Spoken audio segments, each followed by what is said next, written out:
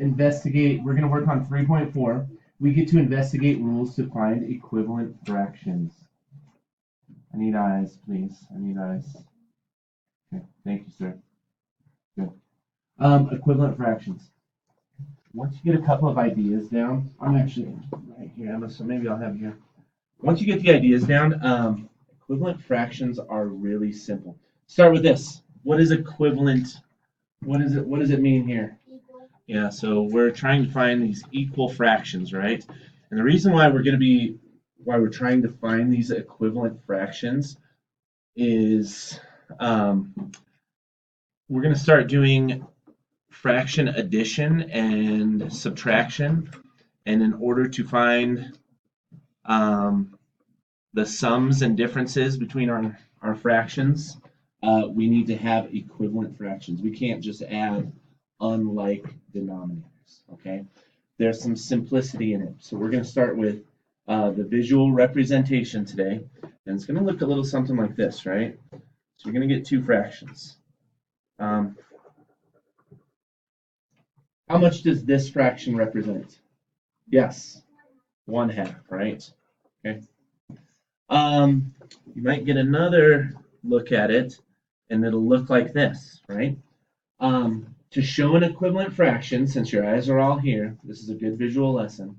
To show an equivalent fraction, we're going to color in the same portion of the circle that we did before, right? So can everybody see that I've colored equal amounts of the circle? Thumbs up, thumbs sideways, thumbs down. Okay. But I've broken this into a different number of parts. How many parts have I broken this one into? Yes, sir. Yes. Okay, so I've broken it into fourths, right? And what's the equivalent that I've shown here? 2, right? So here we have 2 of the 4 pieces. I think I heard a light bulb moment, which I really love, right? So having that visual representation of these fractions, and watch this. Here, I'm going to get really wild here. No matter how many pieces I break my fraction into, it still is equivalent because the same portion is being shaded here. What do I call this now? I've broken it into how many pieces? Yes. I've broken it into 8 pieces. Now what do I call it? How many 8s? Now how many have I colored in of the 4 of the 8s, right? I could break it down, keep breaking it down. The more I break it down, I don't change the amount that's shaded. We're calling it an equivalent fraction. Thumbs up, thumbs sideways, thumbs down. How you feeling about that?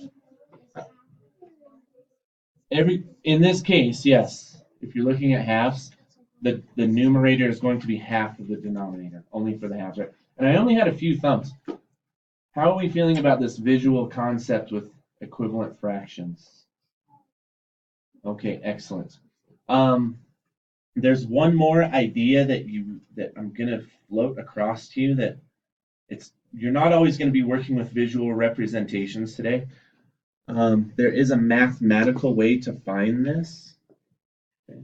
Let's see. All right, so last unit we worked with multiples, right? So you're going to have to be thinking in multiples. When you have 2 numbers, you're going to want to find a common multiple, right?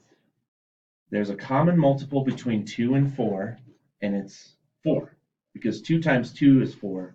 4 times 1 is 4 as well, right?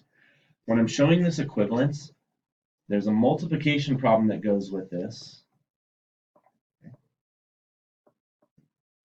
Okay, so I need eyes here. So what I've done here, I've multiplied the numerator. 1 times 2 is 2, and I've multiplied the denominator. 2 times 2 is 4, okay? I've multiplied it by 2 halves. What's another name for 2 halves? What's another name for 2 halves? 1 whole, right? So I guess I could look at this way. I'm multiplying 1/2 by 1, still equals 2/4. That's true. What's any number multiplied by 1? Itself, right? So if I'm multiplying a number by 1, I'm not essentially changing the number at all, even though I've changed what the whole looks like. What I'm doing here is I'm breaking the parts down into this number. So eyes here. That's here. Okay. What I've done is I have 1/2. It means I've divided the whole into two parts, 1 and 2, right? Okay. When I multiply that 1/2 by 2, I'm breaking the 1/2 itself into two parts. Thank you. I love the light bulb moment, right? So I'm really breaking it into two parts there. Thumbs up, thumbs sideways, thumbs down. How you feeling about that? Okay, I only have a few thumbs. Okay. Let's just do another example. What if I want to change this? Let's see. I'll erase that.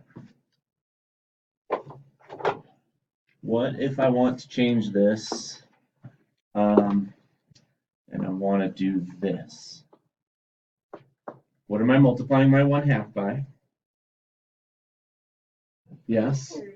3/3. Is there, what do we call 3/3? What's another name for 3/3? Yes, sir. It's one whole, right? So what am I actually doing with my 1/2 here? What's a representation? What am I doing with my 1/2, sir?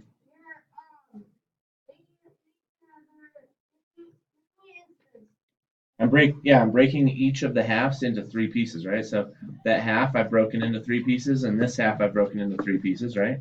So now how many pieces have I broken my whole into? So we can count that there's 6, right? Can we also say 3 times 2 is 6, right? And then what do we have here? And do I just have 3 of the pieces colored in? Oh, it's like magic, right? It's like, you're some math wizard, Mr. Peel, right? Yes. Yeah, and turns out that 3 is 1/2 of 6 if we're working on that, right?